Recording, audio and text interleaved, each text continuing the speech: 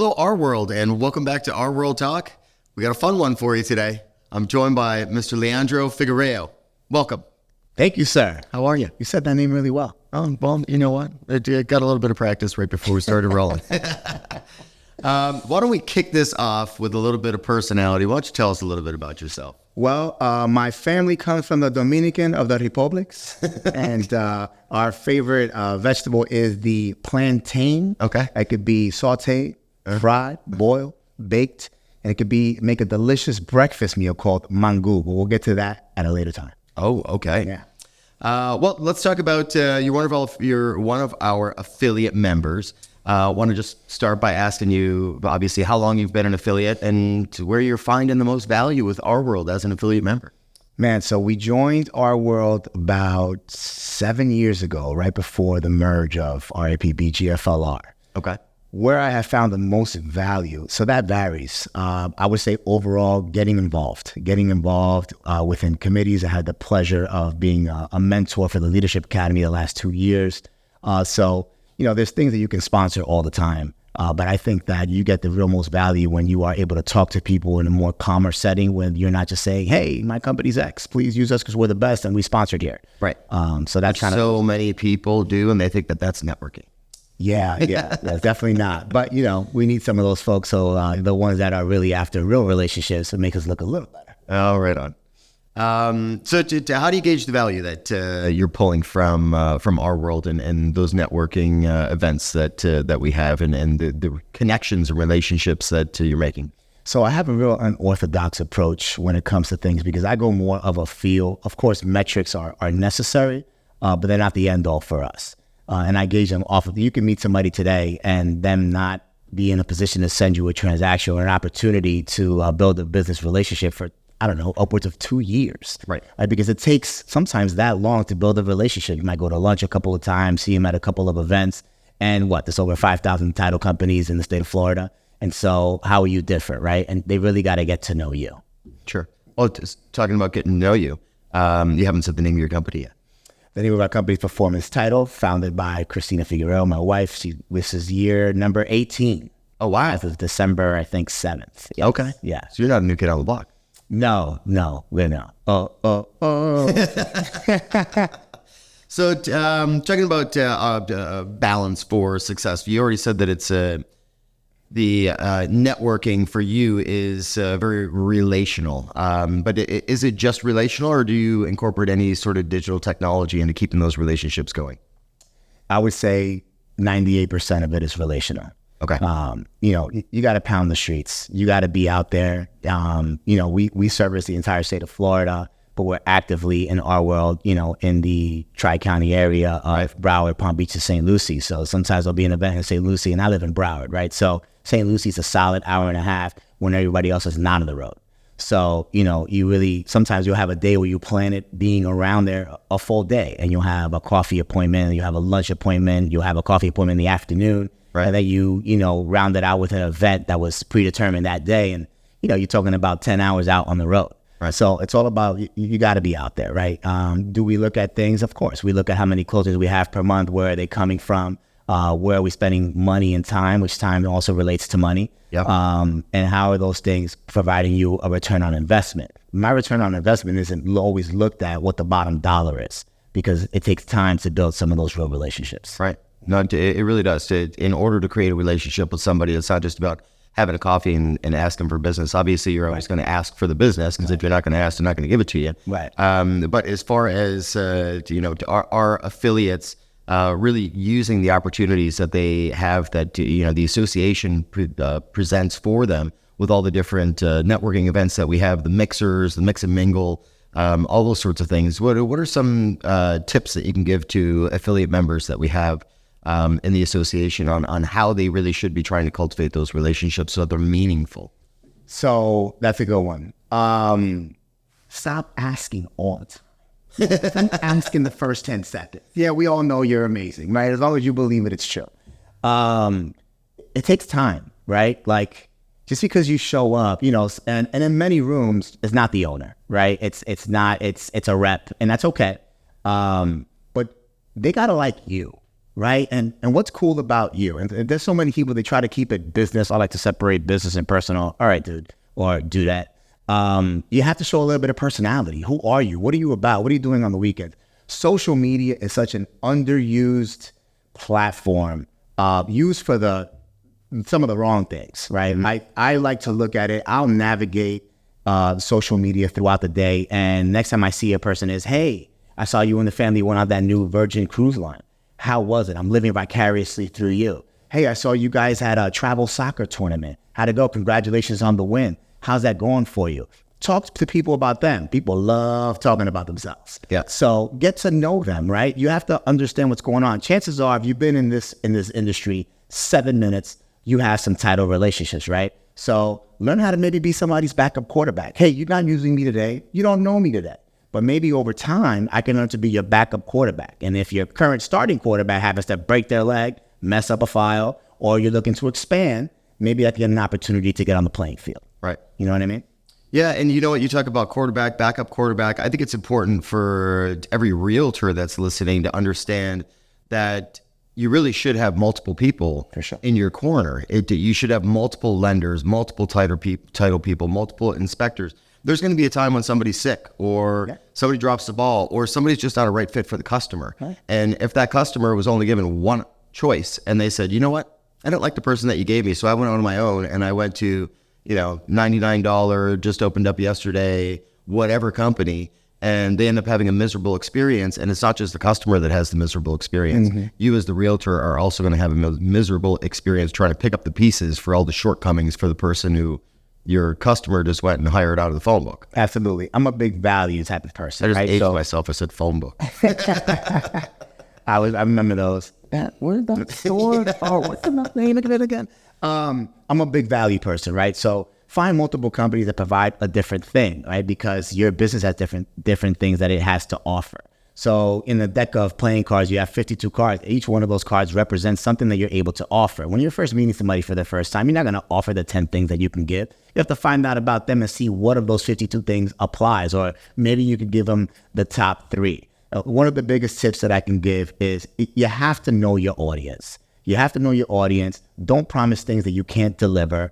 And, you have to be present. You have to be present. You have to be around. And I can't say it enough. You have to continuously get to know people. You know how many times I've run into someone and they're like, your name was? I'm like, Tim, we met at such and such place. And you got to be a good steward of your craft. If you're just walking around aimlessly, not retaining any information, you're not going to be around really long. Yep. And I always, chuckle when you see people that they just bounce from company to company to company. Listen, sometimes it's not a good fit. You got to move. I'm not one to judge, but I take a lot of pride in being with the same company. Yeah, sure. You could say that it's mine because in essence, I married into it, but there have been moments where I'm like, man, I'm not, several years ago, I'm not sure this is for me. This industry's for me. I take a lot of pride in what I do. I know I'm very good at what I do, but it comes with a lot of hard work. Right. Well, something that you're also good at is playing music. I've seen you just start wailing on some drums and having a good time. So there's a Dominican instrument. Well, it's not just Dominican, but we play it the best. Sorry, my Boricua friends, Carlos, don't take offense to that. There's a guira, and what some folks that don't know what it is, they call it the cheese grater. Mm-hmm. And it's a bass instrument that you're able to play. And we have some little house parties back in the day. Every now and again, we get together and have a good time. I've scoped your social media. I've seen what you do to get down on a Saturday night. Your company has grown significantly over the last 5 years. Are we safe to say it's because of your wife? You just mentioned. Well, let me tell you something right now. You don't want me processing your files, or nothing would close. So she does. We separate things for operations and marketing. All decisions we make together at a high level. But when I came on board 7 years ago, we didn't have a marketing team. We had a couple of reps here and there, but we weren't involved in anything, right? And so I've been blessed enough to sit on regional boards here at RWorld. I'm an executive board member of our local Chamber of Commerce. So you got to be out there. And you would think your Chamber of Commerce, why are you there? There's not that many realtors there. My Chamber of Commerce involvement has been as fruitful, I would argue, as RWorld, because there's less realtors, if you will, or lenders. And so those relationships, you're building them right in your own backyard, in your own community. And I'm not going there chasing relationships. If somebody gets to see me, we're serving together, we're giving back to the homeless or back to the needy, or we're doing something else and helping other small businesses be the best version of themselves. And that in turn will lead to an amazing return on investment. Right. No, I couldn't agree more. It's so important to be actively involved in your community and doing it for the right reasons. You're not there to generate business. You're there because you care about the community. The business comes as a secondary benefit of the goodness that you're giving out of your heart. 100%. Let's go back to talking about title. What are some things that realtors should be asking, or what should they be looking for when it comes to title? Are there any like common mistakes, misconceptions about what's going on in the title world? Because it's sort of we hand off the file to the title company, and we're working with the lender to make sure that the lender is getting you the money, but it's, we rarely stay on top of title. Title's just kind of this mysterious thing that happens in the background. And next thing you know, you got people sitting in your office, they're signing the closing documents, and we're just like, okay, yeah, this happened. So two things. The first misconception I would say is that we're just a check the spot to jury when you don't have an idea of building a relationship. And I laugh about that because, anybody will take your money, but they're not always looking to necessarily build a relationship with you. And so you as the rep, and this is for all affiliates, right? You have to really pay attention to where you're spending your money and make sure that somebody's trying to reciprocate that relationship. When it comes to being in the file, the other thing is, it's not always our fault when we can't close, right? So conditions come up at the end that, a lender's not being satisfied with something, and we don't get paid if we don't close either. Right. So we, things come up, and we're not going to point fingers and blame anyone, because a lot of times, that particular lender's a client, right? But right. Things come up. We're all human. Let me know when you meet the perfect company. I would like to meet them that make zero mistakes, right? That are just angels on earth. What I take a lot of pride in is that in our organization, when adversity shows up, it's all about what is the solution? Right. How can we get this thing closed? And, kudos to Christina. She is... Nobody wants to hear about the problem. All we want to hear about is what is the solution. Right, yeah. Don't tell me what you can't do. Tell me what you can do, right? And so for us, it's about getting a creative, legal way to get to the closing table, right? And continue. We forget a lot of times that we're a part of the American dream, right? Having your little piece of property that you get to come home to, that is yours. Unless you don't pay, then somebody will take it from you. Everything should not be looked at as just a transaction, because once they're done closing, hopefully that last experience is what they remembers them when they buy their second property, then their investment property, and so on and so forth. And start building generational wealth. Yeah, too many times we get the first transaction and then we're not following up, and then that's it, it's over, right? We just assume that business is going to continue to come. It's not the way that it works. Right. What do you value most in networking? We've talked a lot about. You're such a great networker. It seems like every time you walk in a room, everybody knows who you are. You know who everybody is, and you touched on some things. You really need to retain that information when you meet somebody.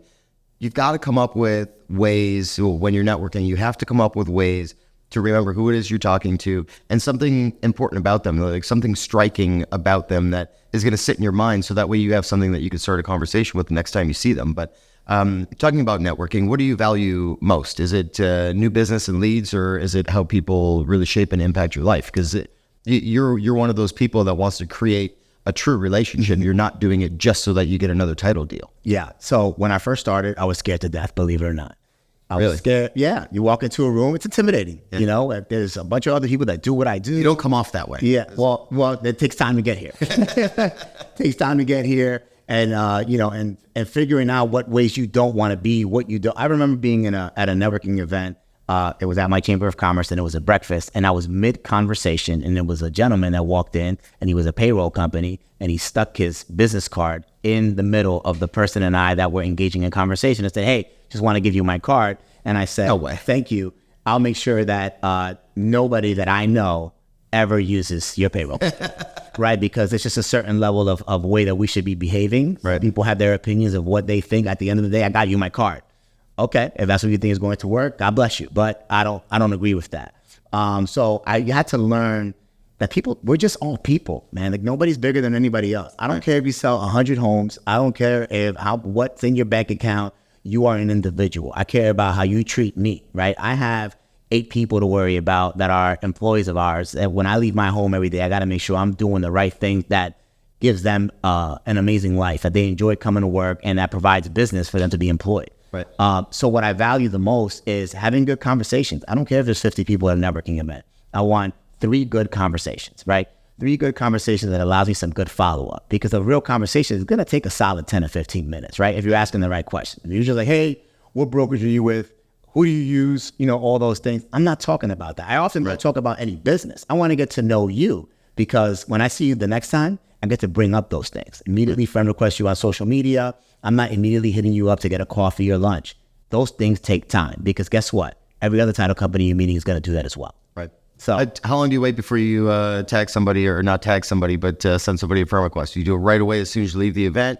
Do you wait till the next day? Do you give them a little bit of time? Do you start liking their posts? I mean, like, at what point do you think it's appropriate to go and hit that add a friend button? So it depends. I think it depends on how that initial conversation went. Okay. I think sometimes the conversation will lead into, hey, send me a friend request, or send me an email, and I'll bring it up. You know, I'll shamelessly bring it up. Like, hey, I'll send you a friend request. And so during COVID, one of the things that I was doing, I was known as Mr. Fire Emoji Man, right? Whomever it was, whether we were in business or whether we were just colleagues or just acquaintances, I'm doing, you know, multiple fire emojis, where now you're walking into, once we were allowed to, you know, congregate again, Mr. Fire Emoji Man is here, right? So you just start little things that you're, you know, remembered by. And then what started happening is other people started doing that, right? So you started creating a trend. I mean, you know, maybe not me, but you started seeing other people try to figure out things that they were doing or that they wanted to do to be remembered. So again, I think it depends, but you want to start being memorable. How are they going to remember you? And I believe in being bold,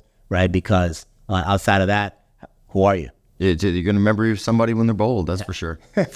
So talking about advertising, we've gone through networking, but now actual advertising. Do you spend any money on advertising? Is there like a certain percentage of your budget that you're using for advertising, or are you doing everything organically? Is there certain things that worked for you? Things you should avoid? I used to advertise, and then I got to this space, and I'm like, man, I wonder how many times somebody was driving down the turnpike and they looked at the billboard and they were like, they must be the best company ever because they're up there spending $10,000 a month. And so when you think about margins, right? Is that how much a billboard goes for now? Probably more. I remember at the time it was about that. It's got to be something ridiculous. I mean, it's a big billboard, right? You see it for a couple of months.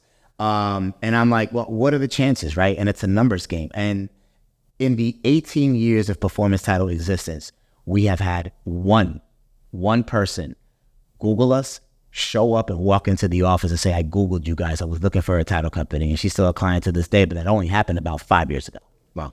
So outside of that, it's been all the people that get to know us, get to know our reps, that have known Christina from her prior life. Christina's been doing title 25 years. So no, our budget is down to zero in terms of advertising, but our budget is rather high when it comes to things that we sponsor. RWorld events are the best because they're going to offer you the most amount of time and not quantity of realtors to be in front of. Right. So that's one of the things that we like doing, but I also I'm not really big on, standing behind a table at an event for 4 hours. I'd rather be an attendee to the event and work the room, because then you get to move around, so it varies and it changes, but I like events. And then I like the intimate settings as well. So I'll sponsor classes. Tomorrow we're sponsoring Marketing Madness, which I think everybody should attend, right? Because 100%. You're hearing agents talk about a listing and maybe the opportunities they're having with selling their listing.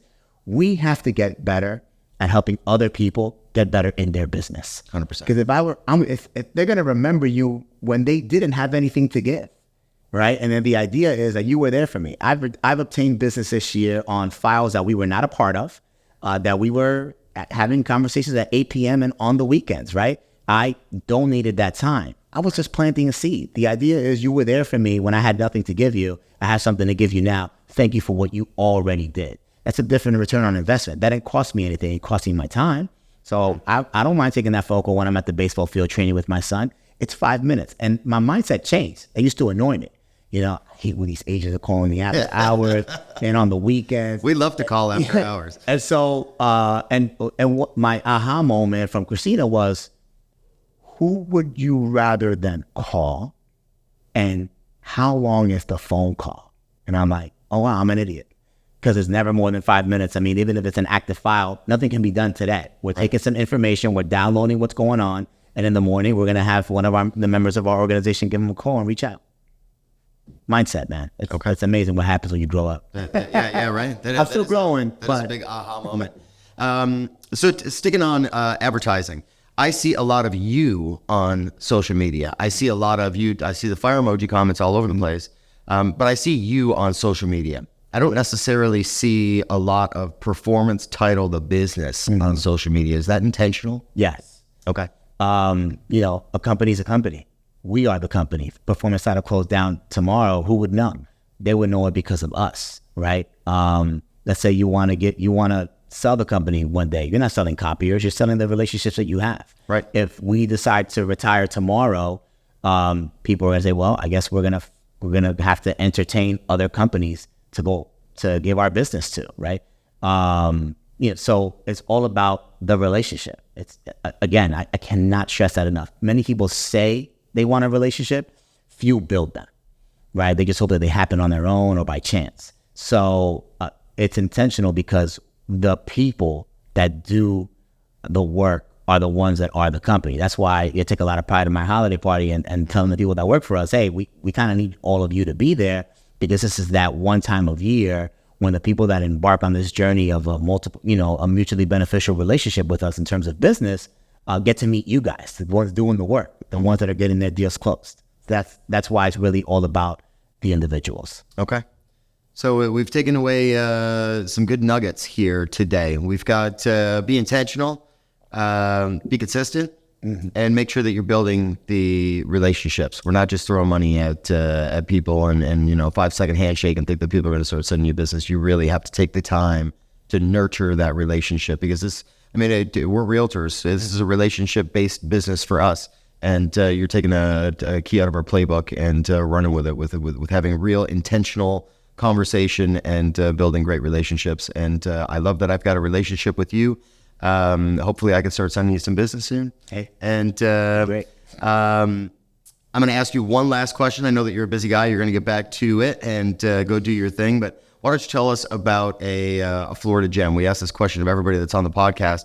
Tell us about something that you love about living in South Florida. Man, well, I got to give a shameless plug to a person that's become family to me. Had just embarked on a journey, and his new restaurant is now going to become a Florida gem. It's located in Broward County in Coral Springs, and it's called La Velo One by Master Chef Bruno Silva. He's of Brazilian descent, never went to culinary school, came up in Italian kitchens, and it's going to be a real nice treat. Down in Coral Springs on University Drive in Royal Palm. You have to check it out. They're open every day but Monday. So get down there and call me. I'll join you for lunch. Okay. All right. There you go. Building relationships. Well, thank you guys again. We'll see you right back here next time on RWorld Talk. And thank you very much, Leo. Pleasure was mine, sir. Thank you.